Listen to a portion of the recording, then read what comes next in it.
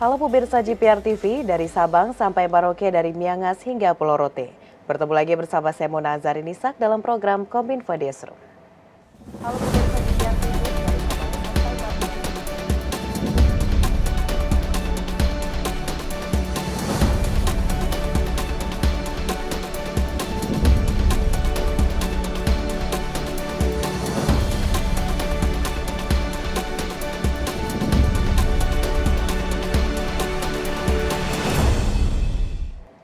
Pemirsa, kita ke informasi pertama. Sebanyak 7 situs dan 5 grup media sosial yang memuat konten jual beli organ tubuh manusia telah diputus Kementerian Komunikasi dan Informatika. Melalui Direktur Jenderal Aplikasi Informatika Kementerian Kominfo, Samuel A. Pangerapan menyatakan pemutusan akses itu dilakukan sesuai permintaan Badan Reserse Kriminal Kepolisian Negara Republik Indonesia.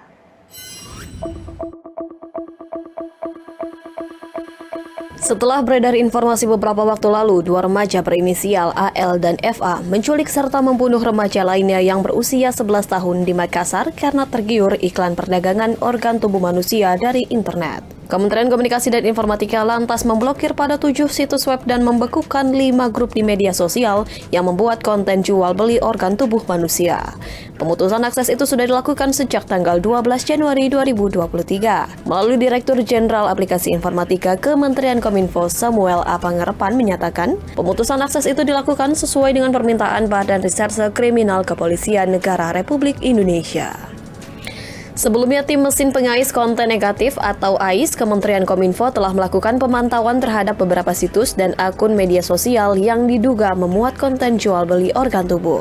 Selain menemukan situs, tim AIS Kementerian Kominfo juga menemukan 5 grup media sosial Facebook dengan konten serupa. Hal temuan tersebut kemudian disampaikan ke Direktorat Tindak Pidana Siber Barreskrim Polri untuk mengonfirmasi pelanggaran yang terjadi. Berdasarkan hasil penyelidikan, ketujuh situs tersebut melanggar Pasal 192, Pasal 64 Ayat 3 Undang-Undang Nomor 3 Tahun 2009 tentang Kesehatan. Lebih lanjut, Dirjen Samuel mendorong masyarakat untuk segera melapor ke Kementerian Kominfo jika menemukan situs sejenis agar dapat dilakukan penanganan sesuai perundangan yang berlaku. Presiden Joko Widodo berkomitmen menyelesaikan pelanggaran hak asasi manusia berat masa lalu tidak hanya melalui jalur yudisial namun juga non-yudisial. Untuk menyelesaikan pelanggaran HAM berat masa lalu lewat yudisial, Presiden meminta Kejaksaan Agung berkoordinasi dengan Komnas HAM.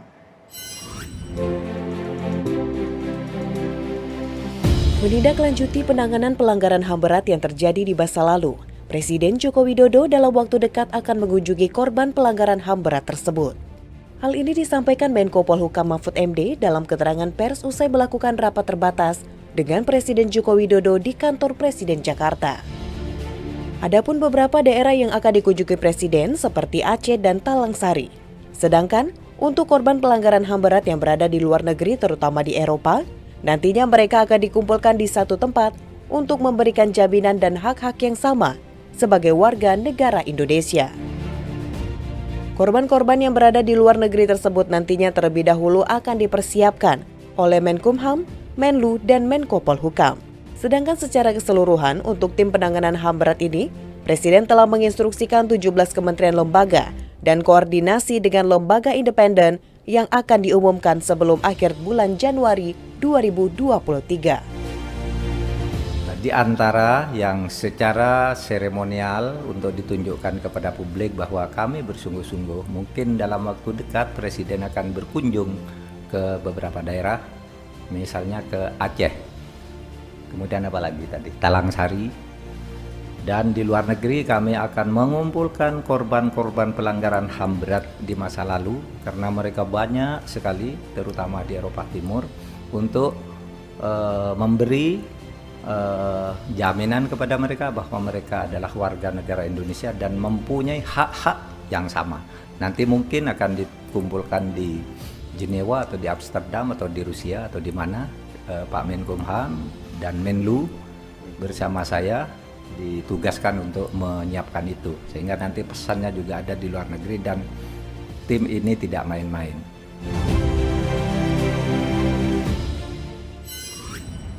Pemirsa, Jakarta akan menjadi tuan rumah KTT ASEAN 2023. Hal itu ditandai dengan penyerahan simbolis pada penutupan KTT ke-40 dan ke-41 ASEAN di Kamboja pada 13 November 2022 lalu. Presiden Joko Widodo mengecek seluruh fasilitas dan ruangan yang disiapkan sebagai tempat pertemuan para pemimpin ASEAN yang berada meninjau kesiapan lokasi penyelenggaraan KTT ASEAN 2023 di Jakarta Convention Center.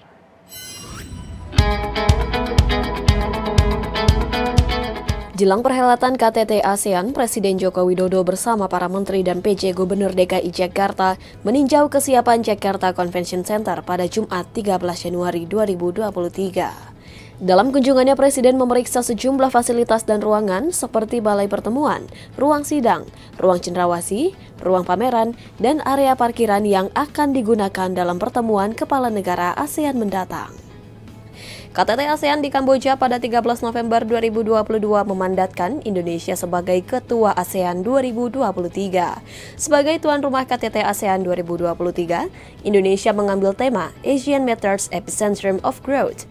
Tema ini diambil melanjutkan gema keberhasilan presidensi G20 pada tahun lalu.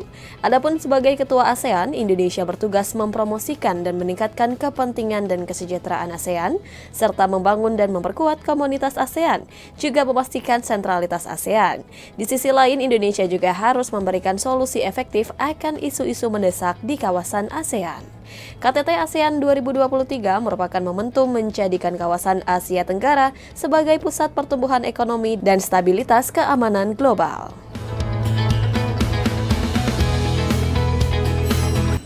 Informasi selanjutnya, pemirsa, Presiden Joko Widodo meresmikan topping off atau tutup atap Indoor Multifunction Stadium di Kompleks Gelora Bung Karno, Jakarta.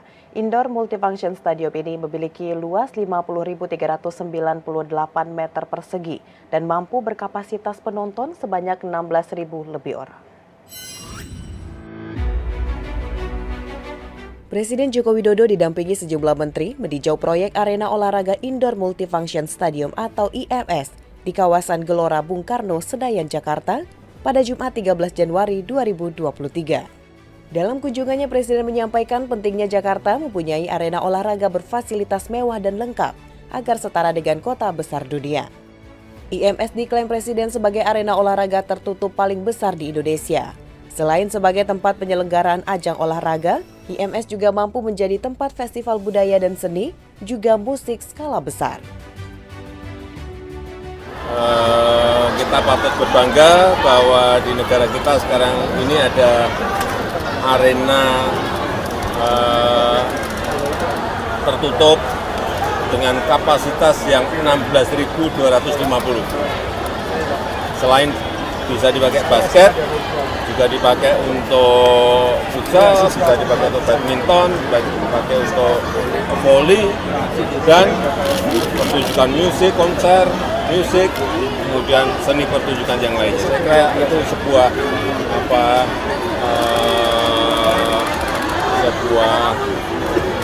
capaian yang akan sangat memberikan dukungan kepada baik olahraga maupun seni pertunjukan. Ya. Daya tampung IMS melansir laman setkap.go.id mampu menampung 16.250 penonton. IMS dibangun sejak April 2021 dengan luas bangunan mencapai 50.300 meter persegi. Total anggaran yang dikeluarkan membangun arena ini mencapai 630 miliar rupiah. IMS dibangun mengusung konsep teknologi hijau dengan sistem kecerdasan buatan. Perdana, IMS akan menjadi arena pertandingan bola basket dunia FIBA World Cup 2023. Pemirsa, usai jeda pariwara, kami akan kembali dengan berbagai informasi lainnya. Tetaplah bersama Kominfo Newsroom.